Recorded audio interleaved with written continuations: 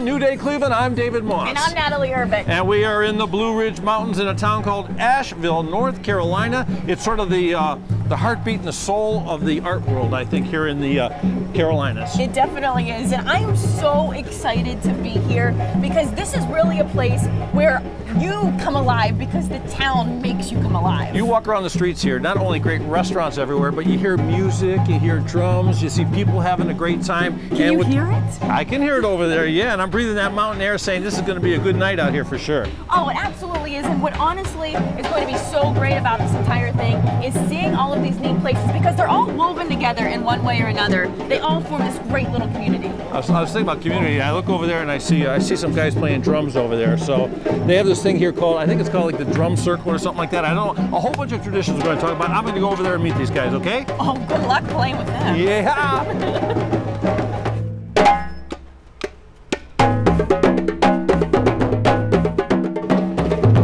There's no doubt we're going to discover a lot of really cool things here in Asheville, North Carolina. But what we're seeing here is a thing called busking. This is where guys can come out on the street, they can perform, and they can get money for the performance. Like if you like it, you take some money out, you put it somewhere. That's called busking, and it's very legal and it's very cool here. Now what else is very cool here is they have this thing called the drum circle, where they get as many as 100 people down at Pritchard Park, and they do just this, they play drums. Yeah, baby. So I found this cat named Billy, and Billy is the guy, well, if somebody knows something about drums, it's Billy here in Asheville, North Carolina. So how long have you been doing this out here? 15 years. So what kind of drum is this, and what do you call what you're doing? It's an African drum. It's called djembe. Djembe. Yeah, and we're doing a rhythm called cuckoo. This is a little West Africa. It's a little cuckoo. And so he's got the same kind of drum as you. Yeah, he does. But he doesn't have the cool fins on it like the old Cadillac. No, you can add those. What's going on with this? Doon doon. Doon doon. Doon doon. It's a bass. So he's the heartbeat of this thing. And you bring the rhythm up, and then when you're like the lead, and I can do some solo. Yeah. How cool is that, huh? I have a friend, a lovely friend, who's very interested in this. Her name is Natalie. Can I send her to your shop? Send Natalie in. And you'll show her a little something? No problem. She's gonna dig it. Thanks, man.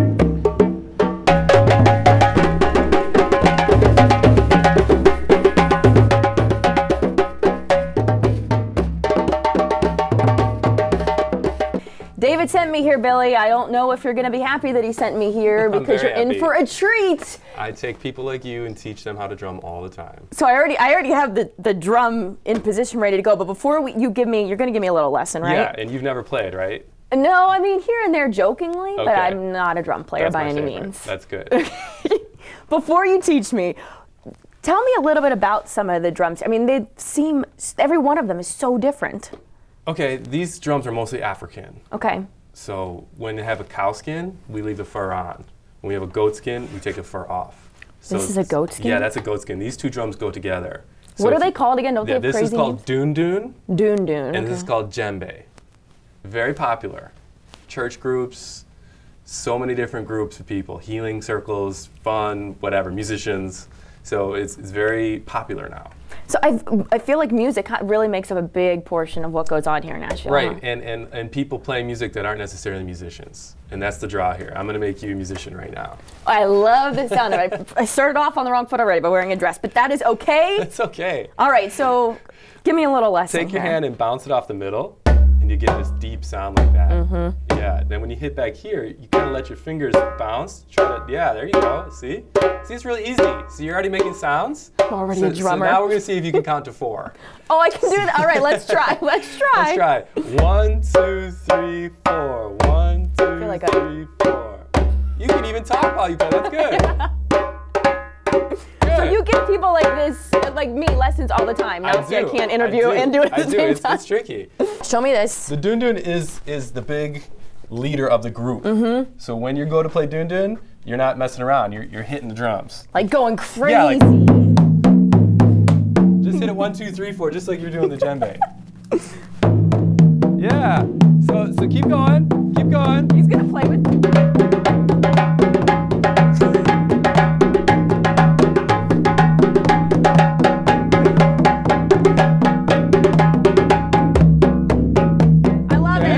I love it.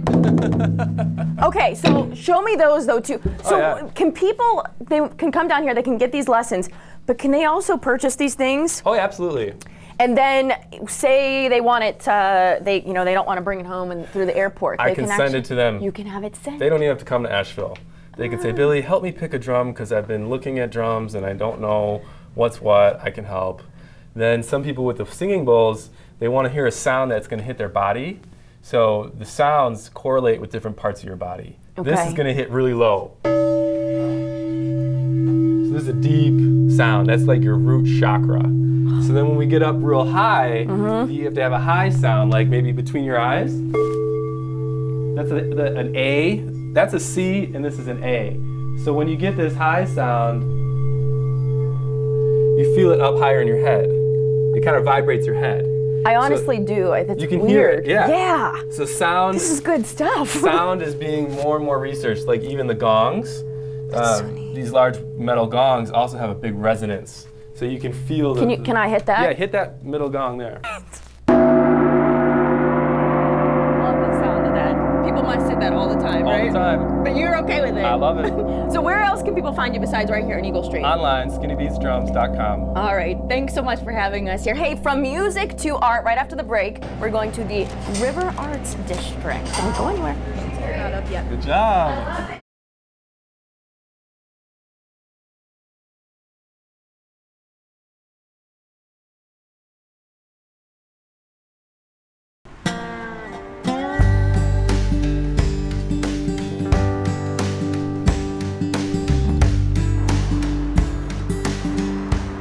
Okay, now I'm starting to get a good feel for this Asheville, North Carolina thing. We're in the River Arts District, and this is what it's all about, folks. This is where artists come and take over old buildings, turn them into something new, a place to build their art and present their art. And right now we're going to check out a place called the Lift Studios.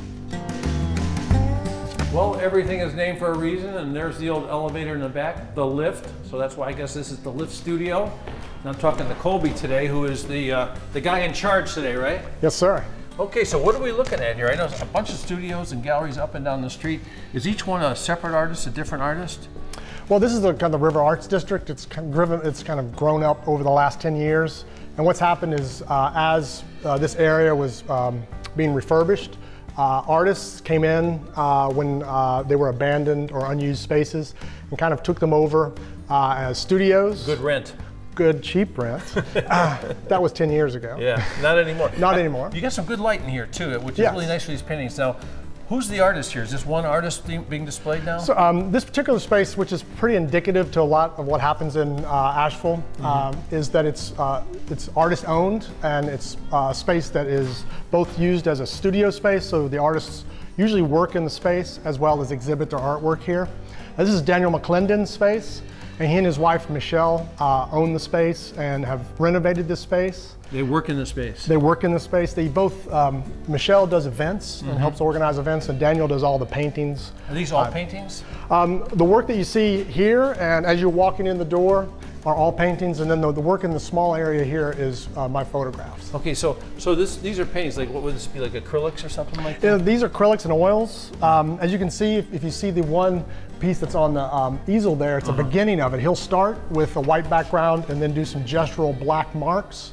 And then from that, he finds and develops, at this point, a series of natural or animal elements through a series of marks and paint application. Really complex. It's very intuitive and impulsive in the way that he works. He kind of tries to connect the kind of primal way of painting with the animal kingdom kind of idea. You know, I got a peek down the staircase. I was thinking maybe we'd go downstairs and take a look at that. Certainly, yes, most certainly. The downstairs is a really beautiful space that they just finished renovating.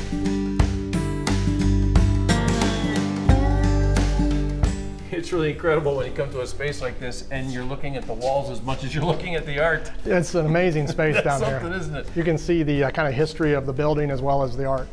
Is this a series of like a Matador bull kind of thing, or what? It's a series of it's called Herd, and it's a series of paintings that Daniel did of different of bulls and cows and cattle that he did for a commission up in Michigan that was exhibited up there. And it's one of the first pieces that he's done that was multiple paneled. Great. As I walk over into this area here, I can't help but look at the crazy construction here. I mean, or it's deconstruction, isn't it? Deconstruction, because exactly. It's an old building taken apart. The lighting too. It looks like Zorro was on a Yes. Zorro was on a binge. That wasn't the National Biscuit Company. It's you guys, huh? Exactly. So this is terrific. This looks like an elephant here, huh? That is an elephant. Like I said, he does different animals. He's got an elephant. There's a bat here. So do you guys all get along in the district here? You guys all pals, or are you competitors, or what's it like? No, it's definitely a community. Of course, we all want to do well, but we work together because we understand that if one of us does well, it pulls the rest of us up. It's a small community. It's been growing quite well over the last 10 years, but we really kind of work together. A lot of us will exhibit each other's work within each other's space, so it's not so exclusive that we try to share the space. When you come to the Lift Gallery, this is Colby. He's going to be like sort of like in charge a little bit, and it's Daniel McClendon, right? Daniel Michelle McClendon. Hey, I heard there's a place not too far from here that's pretty good. It's called the White Duck Taco Place. Not very good is an underestimate. It's amazing food.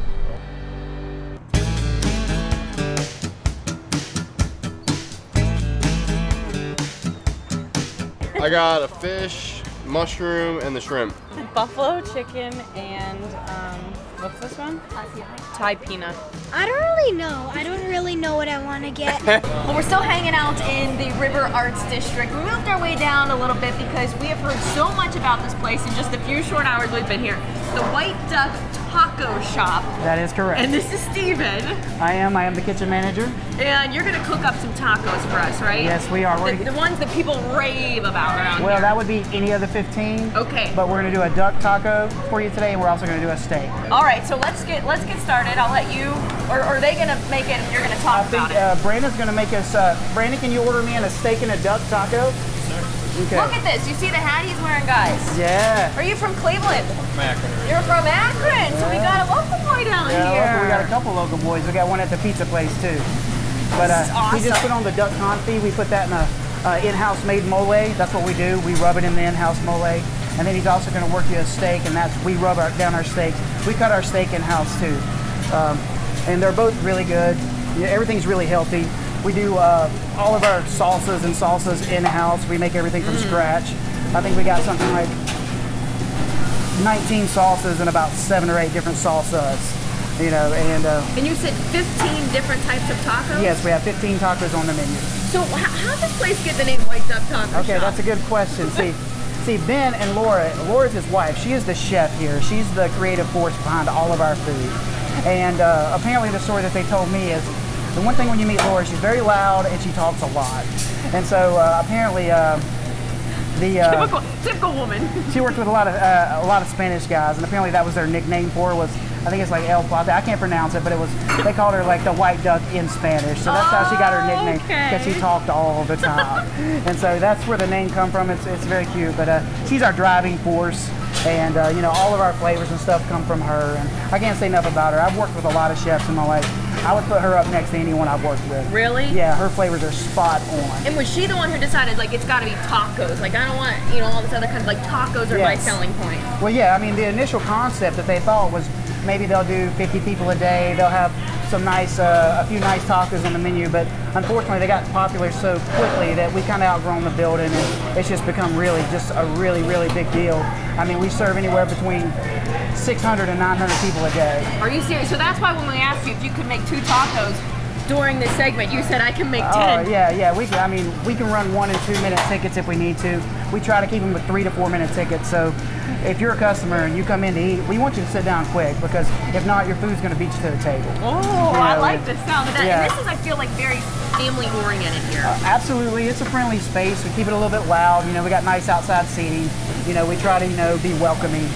But yeah, I mean, it's nice. I mean, I think people love it. I mean, we get, you know, really stellar reviews, and you know, we all work really, really hard. I mean, we don't have any lazy people here. Everybody works hard. And you can see right here, this is our Bangkok shrimp taco. It's one of our most popular. Bangkok It's shrimp. really good.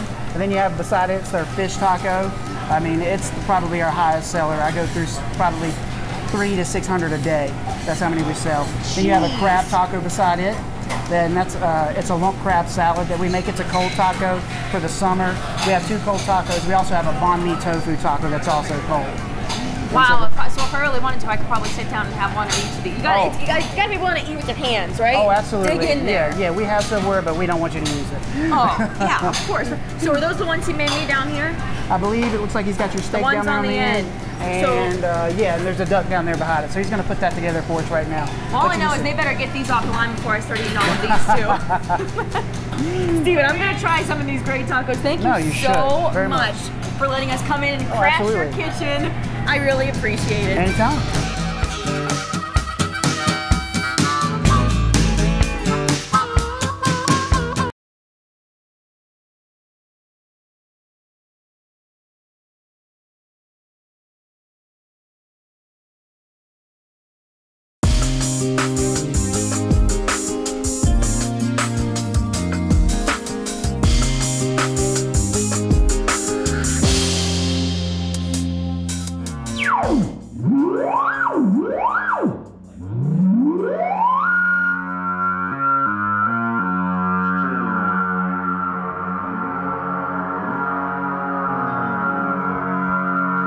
A little jamming time here on New Day Cleveland. Welcome back to our special road show, Asheville, North Carolina. And I understand, Jim, that the Moog synthesizer was invented here in Asheville?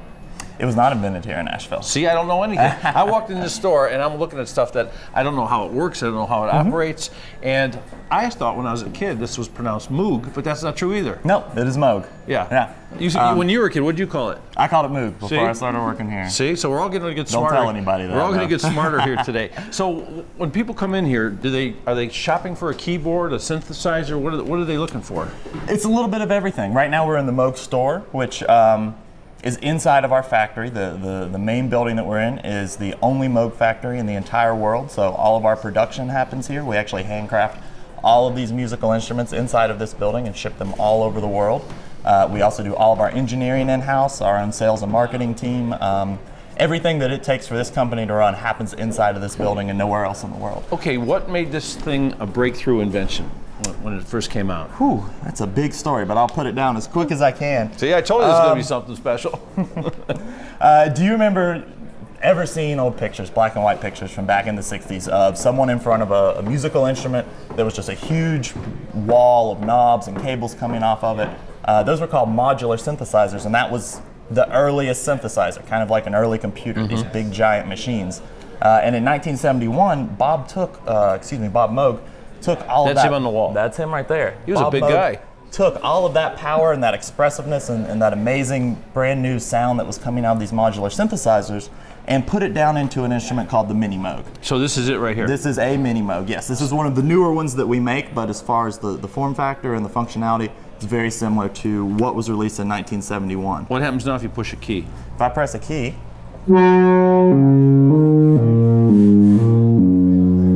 get this really amazing sound out of it. But what's great about an analog synthesizer, which is what we build here in the Moog factory, is you see all these knobs all over the front, and each one of these knobs controls a specific part of the sound that you're creating. Okay, make some changes for us.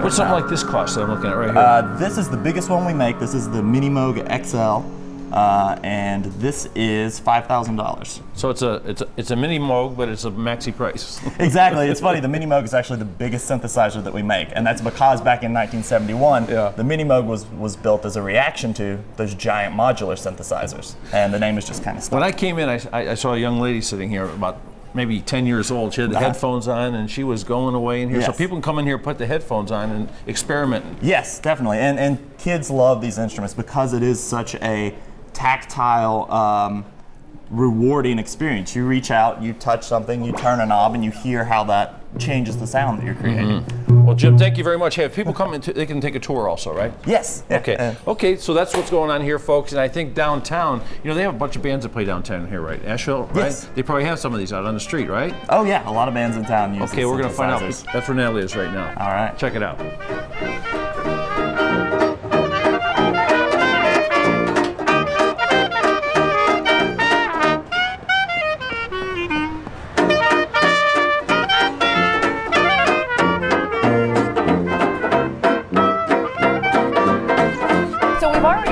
Through the River Arts District, but you right now are going to tell me a little bit more about downtown, and just walking through here and seeing all these shops and eateries, it's just like has this homey feeling. Everybody, I feel like, wants to be out and be downtown. Absolutely. Well, the great thing about our downtown is you can walk everywhere.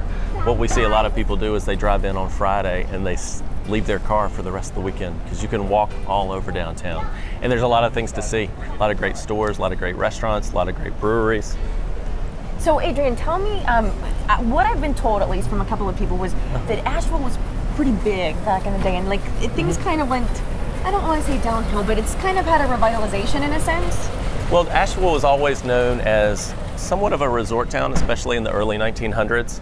This is a place where people went away to get mountain air, rejuvenation. You know, there were a lot of sort of wellness centers up here before wellness was a holistic spiritual thing, which it is now. But you know, people were coming to Asheville for a long time, and of course the Biltmores and the Vanderbilts made that possible. So tell me about the feel of this place, because I know we heard a band play last night, and I feel like the bands just like they play right on the street sometimes down here. Those are our buskers. You know, the buskers typically come out starting on Friday, sometimes Thursday night, depending on how busy it is. But they've got various areas around downtown that they'll perform, and they'll only perform for about an hour, and then they'll shift locations. There's this unwritten code that they sort of share really the premium spots in town. So if someone were to want to come down here for a weekend getaway, or for the week even, what would you say makes Asheville and its downtown area unique? Just the completely eclectic vibe of the culture here. I mean, this is not a plain vanilla town.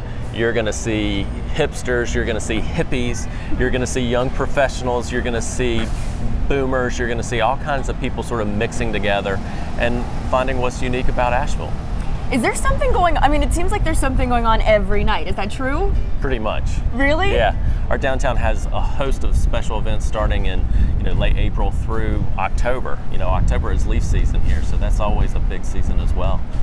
So how long have you lived here? I have lived here for 8 years. 8 years. And is this somewhere where you think people would love to come and relocate even? I mean, it feels like it's growing. Yes. Every day we get an email in the Asheville Downtown Association office about, hey, we're thinking about moving to town. What do you recommend we do? Or, hey, we want to start a company there. What do you recommend we do? I mean, that's part of why we exist, is to help people, find their place here. Southern hospitality, I feel like, down here, you feel everybody's yes ma'am, no ma'am. I'm not a ma'am, don't call me ma'am. And I'm not a sir. But they give you that feel, and that's what absolutely. I think. I mean, I absolutely have loved every bit of this so far. Yeah. So thank you so much for letting us explore downtown. And David, my co-host, is checking out a historic hotel that has breathtaking views right after the break. You have to stay to watch that. You know what I'm talking about, huh? Grove Park Inn? Yes, I am.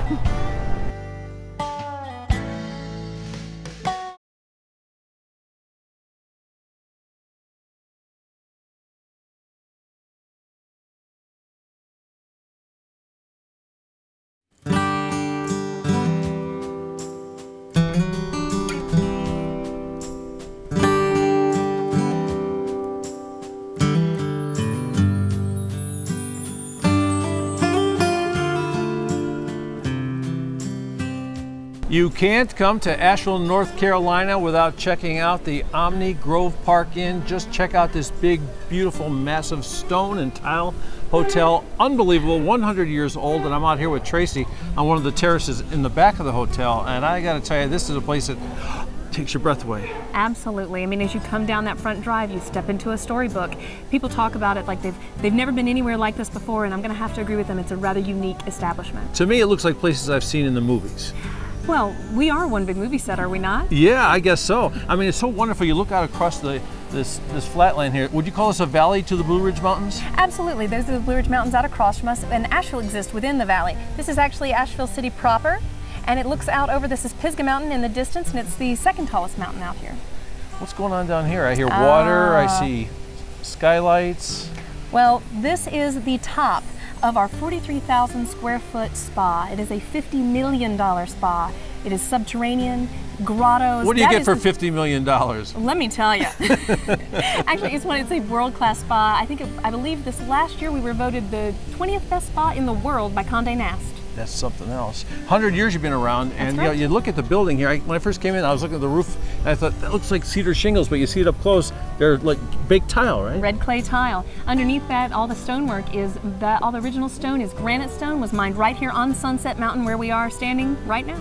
Of course, it was all constructed in 1913, so it was all brought together by manpower, horsepower, and a couple of trucks tied together to make a little bit of a wagon train. I bet. Well, I have to tell you, as I was walking down the steps here, Tracy, I walked past a lady here and I found out she's from Cleveland. So here's another guest we have here that's very famous. That's for fantastic. us anyway, right? Absolutely. There we go. You can get a wave out of her. And she told me they were having a great time here, and they stayed at other hotels on the way here, and they said staying here was really, I don't know, how would you say, like cozy, comfortable, a step back in time, that kind of thing, transporting. Well, our lobby, we call our Great Hall, and our Great Hall has 2 giant fireplaces on either side, large enough for an adult man to stand in. I thought that was a railroad tunnel.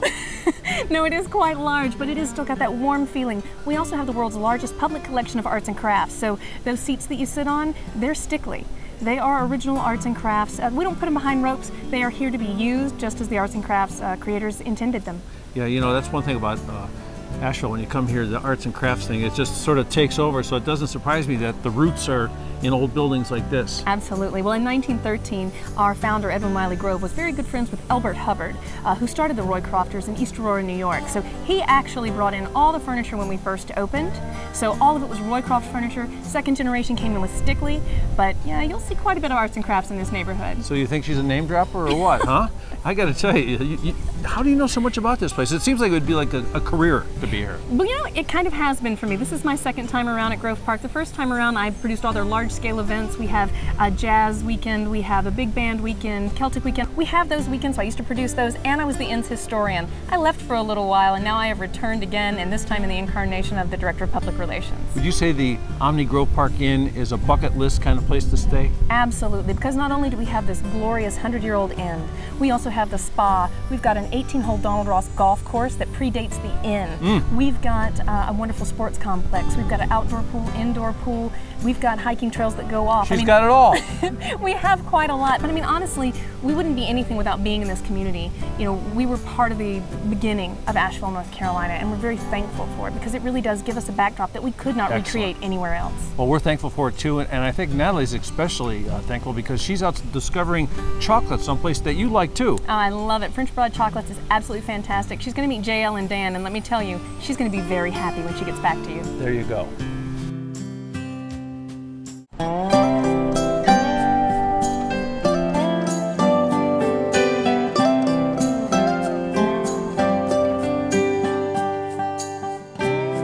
Well, there's a line practically out the door, so you know this place is good. We are here at French Broad Chocolates, and I have JL with me. This is your place, right? That's right. And what I've noticed is that the line just doesn't stop because people are they're craving especially the hot chocolate, right? Yes, this is our liquid truffle. So it's a ganache-based sipping chocolate. We make it with the same materials that we make the center of our truffles with. So what you bite into when you eat a delectable truffle, we melt that down, add a little bit of half and half, and make a drink with it. They look like mad scientists back in the kitchen. There's a lot of them working. Do you need that many just to kind of make this very unique and different? Yes, obviously we can barely keep up as it is. We fit as many people as we can back in the kitchen to try and make it go as fast as possible. But we do things the deliberate, slow, hard way to make it meet our standards. And you have all things chocolate, basically. Yes. What all do you make here? We make handmade pastries, brownies, and cookies. We have a full menu of drinking chocolates, and we have a full menu of confections, including truffles and caramels. These are the truffles, right? That's right. And are these the, what is this what I was hoping for? This is what you were hoping for. It is a turtle, right? Yes, we've got our dark chocolate turtles with heirloom sweet baby pecans, and the one that you're trying is our milk chocolate turtle with organic pistachios. Oh my gosh. Now I know why people rave about this place. This place is incredible. I've been coming to Asheville for years, and I always get a brownie and cake for my husband, and I never miss a time to come to the French Broad Chocolate Company. A year ago, we opened a chocolate factory tasting room. We import cacao from origin where it's grown, and we make chocolate. So we're roasting it and grinding it and molding it into chocolate bars, as well as creating an ingredient for us to use in our products here at the lounge. Wow. So, and if people wanted to, they could go check out the factory too. Yep, we have open hours 6 days a week, and we do a 2-hour educational tour every Saturday. So can we quickly talk about a couple of these feature items that you have? We talked about the chocolate, the truffles. What is this delicious thing? That's a chocolate mousse that is made with our house chocolate, and it's got a berry cream in the center. This cake is called our Highland Mocha Stout cake. So this chocolate cake is made with Highland Mocha Stout, one of our famous local beers. It was actually the first microbrewery in Asheville, and now we're very well known for our beer here in the city. I've heard that as well. And the chocolate bars, I feel like that's something that everybody can go home with. Absolutely. This is a great gift to take with you. It has a lot longer of a shelf life than the truffles do, and they're also shipped from our website, so anybody can get them. And you know, I didn't ask you, where did you come up with the name for this place? French Broad is a river that runs through Asheville, so that was our inspiration. We wanted people to know, looking at the name, that we were part of the local community. Outside the local community, the name is a little lascivious, a little mysterious, so we like that angle as well. Well, Jill, all things organic, all things local, and after eating that, I can guarantee you that just about everything here tastes that amazing. Thank you. Because that's not even what you're known for. Well, the caramel is definitely one of our signatures. Okay. We make a salted honey caramel, so we don't use any corn syrup in our caramels. So only wholesome ingredients. You make me feel good about eating chocolate, and you will feel good about eating it when you come in here. Thank you so much for allowing me to come in and take some sweet treats. All right, coming up after the break, we are going to a pottery studio. See you after that.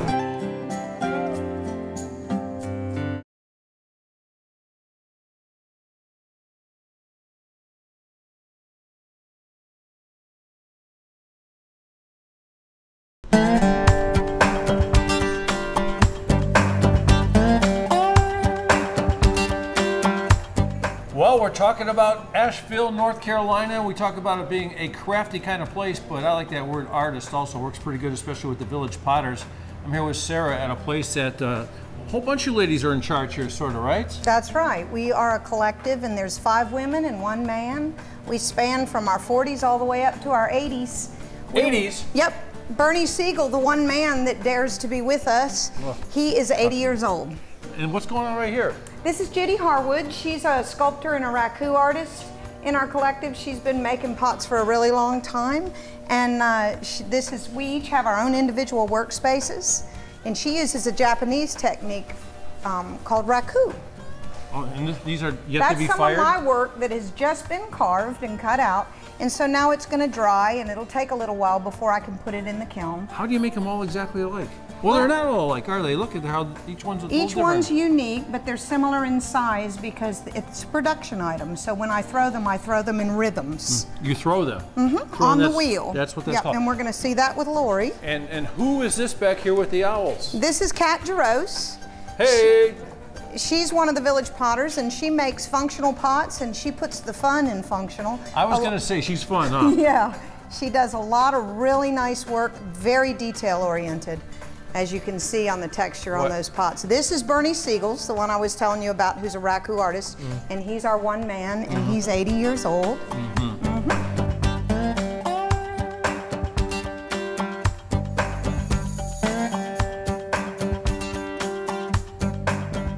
Now it feels like I'm in a museum quality piece room. Yeah. It's something. This is our spotlight gallery. We have 3 showrooms, and this one we like to feature our large major work. Whose is this? This is my work over in this area. May I pick this up? Sure, please. Oh, is it nice? It's stoneware clay, and then I work with putting texture into the clay that kind of gives it a wood grain effect. It sure looks like wood, a lot of your stuff. I was in the other room, I saw some pieces that you would swear they were carved out of wood, but they were glazed in a way that they just looked that way, I guess. Right.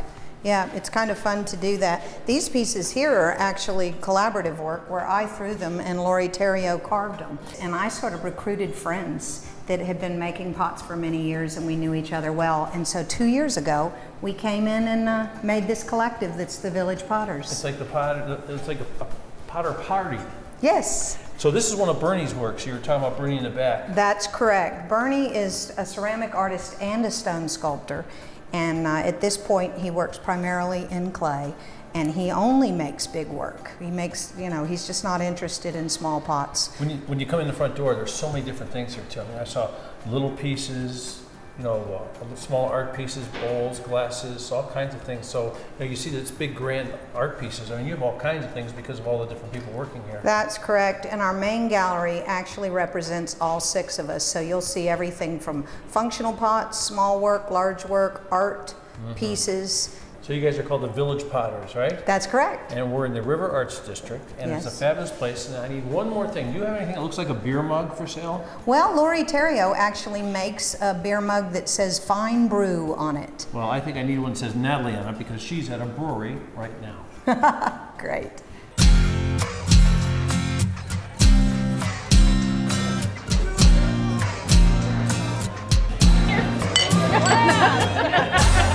That's the best part about this beer, that they make it right here. There are always a million different varieties of different kind of beers to try. So, and like for a flight of beers, it is $5 for 4 different 4-ounce beers. So you can't lose with that ratio. Well, I've been hearing this that Asheville is known for their brews. And I think if we had to go anywhere to really find this out to be true, it's here at Highwire Brewing. Right, Adam? Thanks a lot, Natalie. Yeah. So you guys make, obviously, everything you do right here. Right here. This is our spot. This is our home. So tell me about it. How'd you guys come about it, and what all do you do? We have 4 year-round beers that we make, and our whole concept was to have a fun brand that makes 4 year-round beers that are all really approachable. So we make a lager, which is probably one of the only lagers made throughout the Southeast on a year-round basis.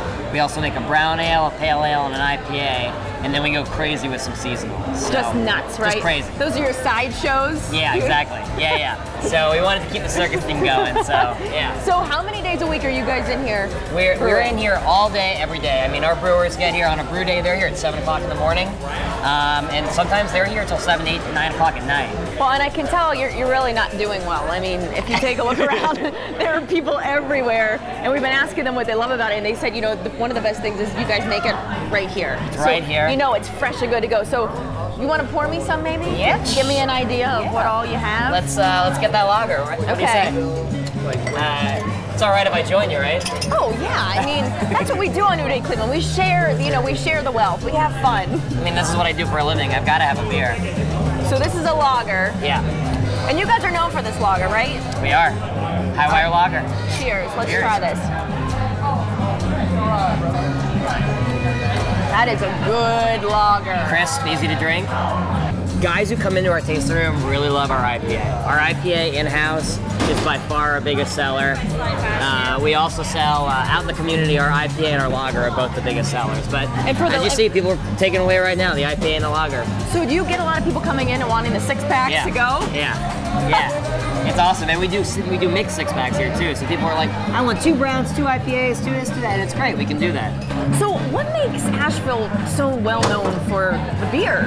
Well, you know, people just great people, got great craftsmen here, and it's sort of becoming this mecca of craft beer. People come here to go on like beer vacations now. So, you know, it's kind of becoming like the Napa Valley of beer. Becoming like an East Coast craft beer capital of the country. Are you kind of glad you got in before the rest of them? And we had a strong concept and really wanted to get in, and we're having a great time. Well, thank you so much for allowing us to come in. The beer, it's definitely worth it, I think. Oh yeah. You know what goes good with a nice beer? Tell me. An awesome piece of pizza, don't you think? We'll work on that. Well, okay, you work on that. In the meantime, after the break, David's gonna take you to a great pizza shop in town.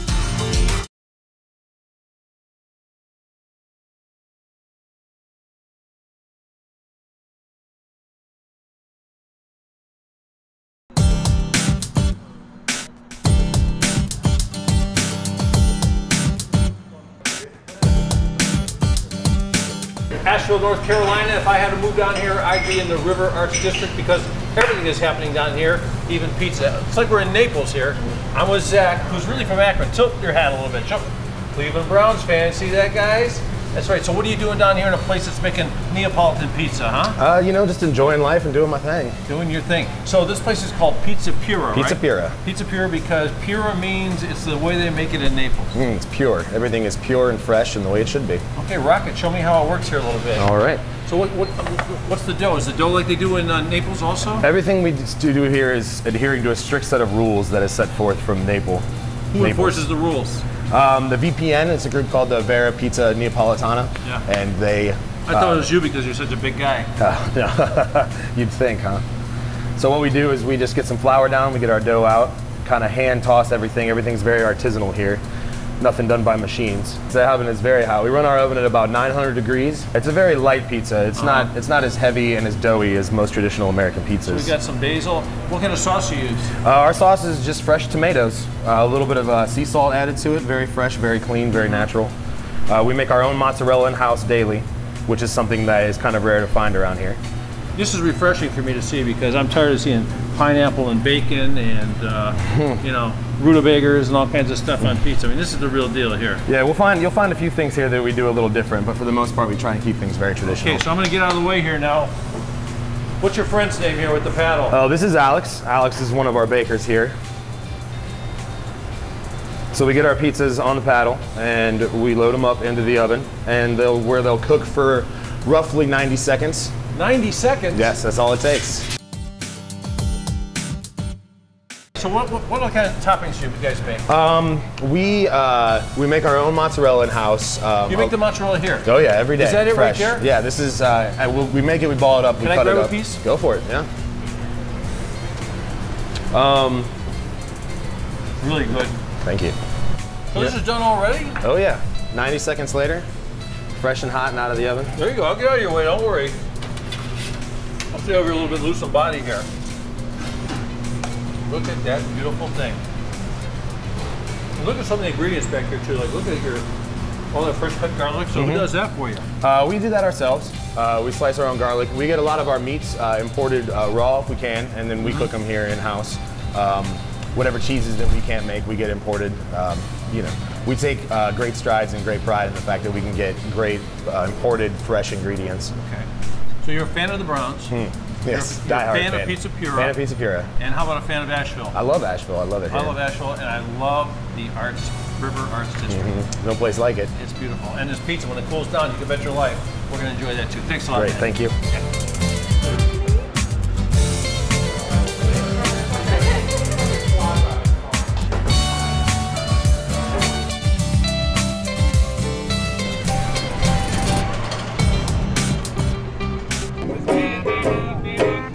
Well, this is one of those shows that really don't want to end, man. I've had a great time here in Asheville, North Carolina. I have a question for you. Yeah. Do you now see why this was named one of the top 50 places that come alive as far as cities go? It's unbelievable. I mean, the music is everywhere, and the music is so fresh and different from what I'm used to hearing all the time. So these people were that good. We watched them last night. Yeah. You had to get your own CD, right? Oh, it was terrific. I've got the CD. And how about the drummers? You learned to drum a little bit? Oh my gosh, I learned to drum. We spent 2 full days here, and I feel like we just kind of scratched the surface on the different things you can do in this great town. Yeah, we got the duck tacos, we had the pure pizza, we had all this great stuff going on. We jumped on an airplane to come down here, and it's really a short trip. I mean, North Carolina's not that far. We can probably drive down here in about 8 hours, I bet. Oh, I mean, it's absolutely worth it. This community is so tight-knit, and you know, each one of them sells the other one's products in their place, and I think that's what really has revitalized this area. It's all about quality, it's about community, and Cleveland, you can come down here and enjoy Asheville, North Carolina, even maybe have a little dance or two. I'm David Moss. And I'm Natalie Herman. And we'll see you on the next New Day Cleveland. Rock on.